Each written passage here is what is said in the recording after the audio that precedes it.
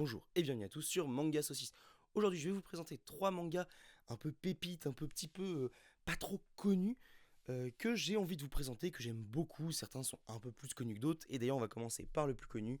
Et il s'agit de Psyrène. Dans Psyrène, on va suivre Yoshina, un personnage qui va essayer d'aider une amie en détresse. Et quand il va se rendre compte qu'en fait, cette amie en détresse, elle passe d'un monde à un autre grâce à une petite carte téléphonique, eh bien il va décider de la suivre pour essayer de la sauver. Sauf que dans ce monde un petit peu parallèle, eh ben, il y a des monstres, il y a des ennemis, et on va se rendre compte que ce monde parallèle, en fait, il est un peu plus lié à notre réalité qu'on ne le pense. Il y a plein d'histoires qui vont se passer autour de ça. On a un côté très shonen, mais ce côté très shonen, eh ben, il est bien construit, il est bien amené. Il y a un twist à la fin du tome 1, donc je vais vous le dire maintenant. Donc, si vous voulez pas vous faire spoiler, bah, n'y allez pas, mais sachez juste que c'est un excellent manga qui est avec un système de pouvoir qui est très intéressant, des relations qui sont très bien écrites, et du coup, il y a en plus ce petit twist qui fait qu'on est sur un voyage temporel. En fait, l'autre monde, bah, c'est le futur, et ils sont envoyés dans ce futur par quelqu'un qui a des pouvoirs pour essayer de sauver le monde. Essayer de comprendre comment cette catastrophe a eu lieu et comment l'empêcher.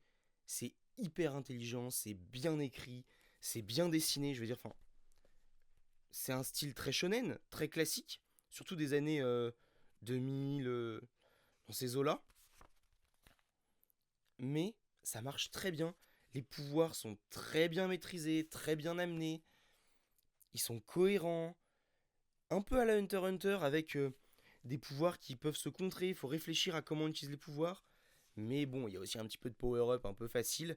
Alors, on est vraiment sur un shonen des années 2000. Mais pour moi, on est dans le haut du panier des shonen des années 2000. Donc, si vous aimez les shonen, que vous avez un peu en manque et que vous trouvez quelque chose d'un peu différent, bah, je vous conseille Psyrène. C'est plutôt pas mal et le coup du voyage temporel, il fonctionne bien. La manière dont ils obtiennent leur pouvoir, ça fonctionne bien. Donc je vous le conseille très fortement. Ensuite, on a Nura, le seigneur des yokai. Ici, pareil, shonen un peu classique où un euh, jeune, euh, un jeune homme qui est, pas ici, mais ça c'est son grand-père, mais qui est ici, qui va faire partie d'une famille de yokai, mais en fait, il est qu'à un quart yokai et il se transforme la nuit. C'est tout en yokai. Mais il devient le seigneur des yokai. Et petit à petit, on va voir qu'il va essayer de devoir prendre le contrôle de son clan pour lutter contre les autres clans et protéger les membres de son clan. C'est assez classique dans la manière dont c'est amené, mais pareil, les pouvoirs sont amenés d'une certaine manière. C'est magnifique. Il y a beaucoup d'histoires autour des différents yokai, comment ils sont, etc., d'où ils viennent. On en apprend un peu plus sur le Japon. Et les dessins, alors là on le verra pas trop peut-être dans ce tome-là, mais les yokai sont dessinés presque de manière un peu comme si c'était des estampes, comme si c'était de la calligraphie, et c'est juste magnifique, vraiment.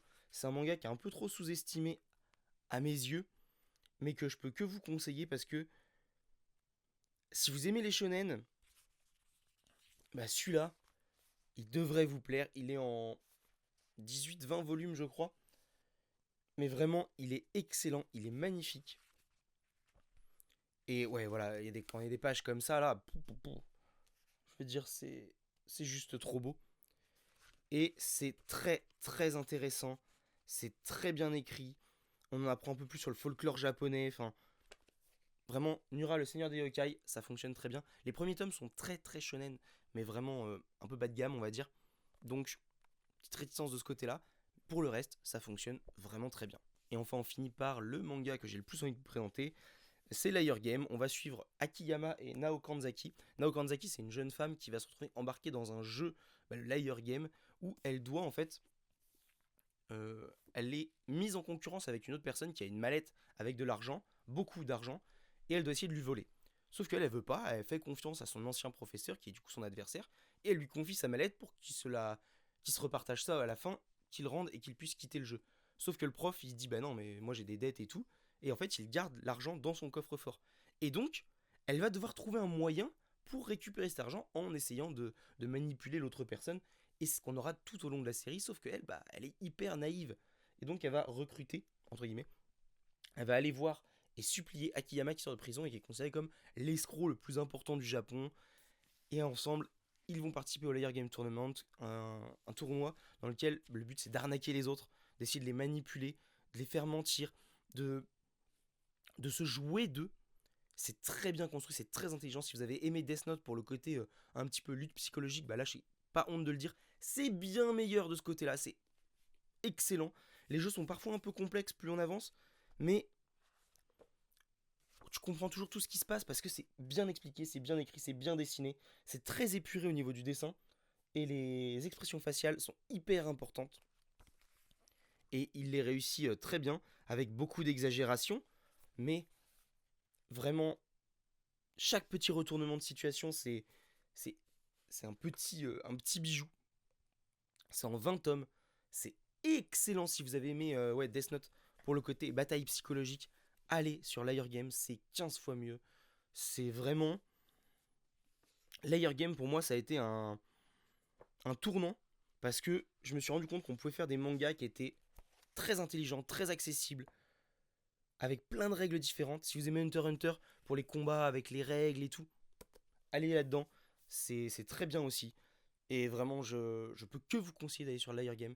Vous allez voir une galerie de personnages exceptionnels, avec tous des personnages un peu cassés par la vie, parce que bah, le Japon est ce qu'il est et que les dettes s'accumulent pour certaines personnes. D'autres qui sont juste là pour profiter et écraser les autres. Et au travers de ça, Nao, elle veut rester gentille. Mais comment rester gentil quand on doit lutter pour sa survie, et que pour lutter pour sa survie, ça inclut de manipuler les gens et de les écraser eux-mêmes. Excellent, excellent. Lisez Layer Game. Et c'est tout pour aujourd'hui. Petite vidéo. Petite vidéo.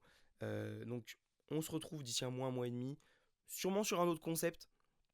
En attendant, profitez des vidéos des autres créateurs de contenu sur cette chaîne. Et sur ce, je vous dis à bientôt pour une nouvelle vidéo.